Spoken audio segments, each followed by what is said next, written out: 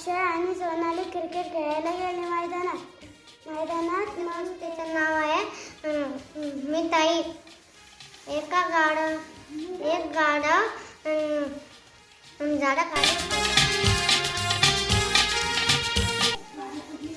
चल आपण जाऊ फिरायला. माझी मम्मी म्हणली की नाही तर